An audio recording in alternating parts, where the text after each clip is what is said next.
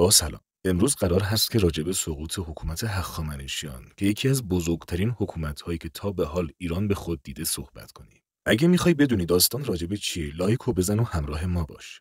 حمله اسکندر مقدونی به ایران به مجموع یورش‌هایی که توسط اسکندر مقدونی در طی 13 سال صورت پذیرفت گفته می‌شود. پس از آنکه پدر اسکندر فیلیپ دوم مقدونی به قتل رسید، اسکندر در سال 336 به جای او بر تخت سلطنت نشست. اسکندر کشوری نیرومند و ارتشی کار آزموده را از سلطنت پدرش به ارث می‌برد. سرلشکری یونان به او عطا شد و او از این موهبت برای تحقق بخشیدن به بلندپروازی‌های نظامی پدرش نهایت استفاده را برد. در سال 334 به آسیای صغیر که تحت کنترل هخامنشیان قرار داشت هجوم برد و سلسله نبردهایی را به راه انداخت که 10 سال به درازا انجامیدند. اسکندر طی سلسله نبردهای سرنوشت سازی به ویژه نبردهای ایسیوس و گوگمل اقتدار پارسیان را در منطقه را در هم شکست. با بر تخت‌نشینی اردشیر سوم، شاهنشاهی هخامنشی بار دیگر به قدرت پیش از اردشیر دوم باز می‌گردد. او چندین شورش در بخش‌های مختلف شاهنشاهی را سرکوب و مصر را یک بار دیگر ضمیمه امپراتوری کرد.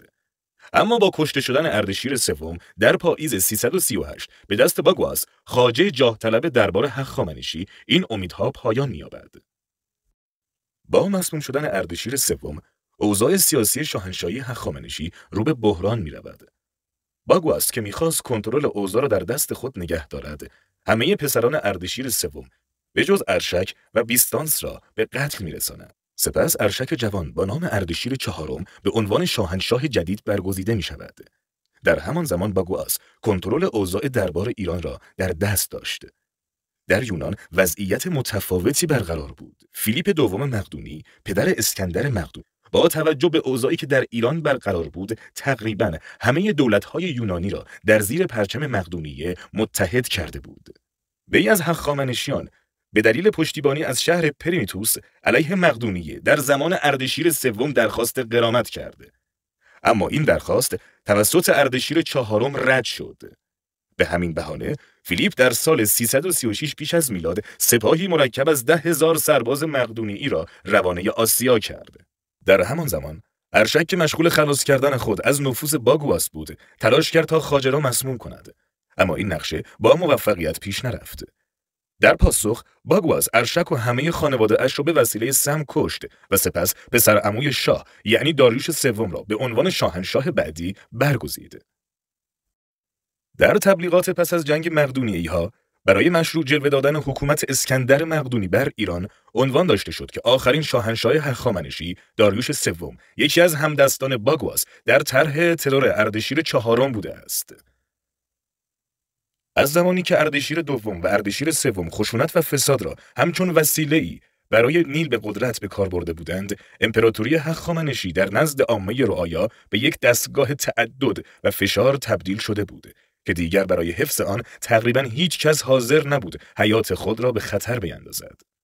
اگه تا اینجای ویدیو همراه ما بودید، خوشحال میشم که با لایکتون از ما حمایت کنید. تسامح کوروش بزرگ مدت‌ها پیش جای خود را به تعصب و تجاوز داده بود و دیگر در نزد اقوام تابع که سر راه خطر بودند، علاقه‌ای به حفظ پیوند با امپراتوری باقی نمانده بود.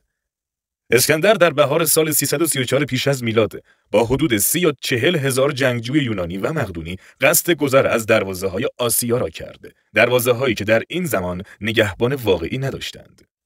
در بهار سال 334 پیش از میلاد در حوالی آسیای صغیر در کنار رود گرانیکوس که آن سوی تنگه داردانال به دریای مرمره می‌ریزد، اولین تلاقی جدی بین دو سپاه ایران و اسکندر به نام نبرد گرانیک رخ داد. در حین این نبرد و یک برخورد تن به تن، خود اسکندر به زحمت از آسیب زوبین مهرداد داماد داریوش جان به در برد که برادر مهرداد برای انتقام مرگ برادرش با شمشیر به اسکندر حمله کرده که اگر کلیتوس دوست صمیمی اسکندر نبود که دست ضارب را قطع کند، زندگی اسکندر در خطر قطعی بود. جنگ در نهایت به پیروزی اسکندر تمام شد. پس از شکست، سپاه ایرانیان که در صفوف مقدم جا گرفته بودند فرار کردند، ولی اسکندر به تعقیب آنها نرفت، بلکه به سپاهیان یونانی که در سپاه ایران خدمت می‌کردند و در این جنگ در قسمت ذخیره بودند تاخت و به استثنای 2000 نفری که اسیر گردیدند، همه این یونانیان به دست سپاه اسکندر کشته شدند. با این پیروزی آسیای صغیر به تسخیر اسکندر درآمد و شهرهای یونانی نشین این ناحیه غالباً وی را همچون رهاننده‌ای تلقی کردند و به آسانی دروازه‌هایشان را بر روی او گشودند. پس از شکست ایران در نبرد گرانیک، اسکندر به آسانی توانست سایر ولایات آسیای صغیر را یک به یک تسخیر کند و تا نزدیکی سوریه به سرعت پیش برود. فقط در حوالی شهر کوچک ایسیوس در مرز سوریه بود که با مقاومت مواجه شد.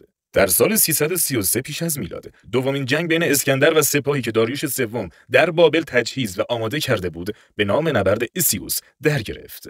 داریوش سوم که فرماندهی سپاه را هم خود بر عهده گرفته بود، نتوانسته بود این نکته را درک کند که کثرت و تنوع سپاه او ممکن است در جنگ با یک سپاه منظم و محدود و در تنگنایی بین کوه و دریا دست و پاگیر باشد و چنان جای نامناسبی را برای نبرد انتخاب کرده بودند که سواره نظام پارسی میدان عمل نیافته.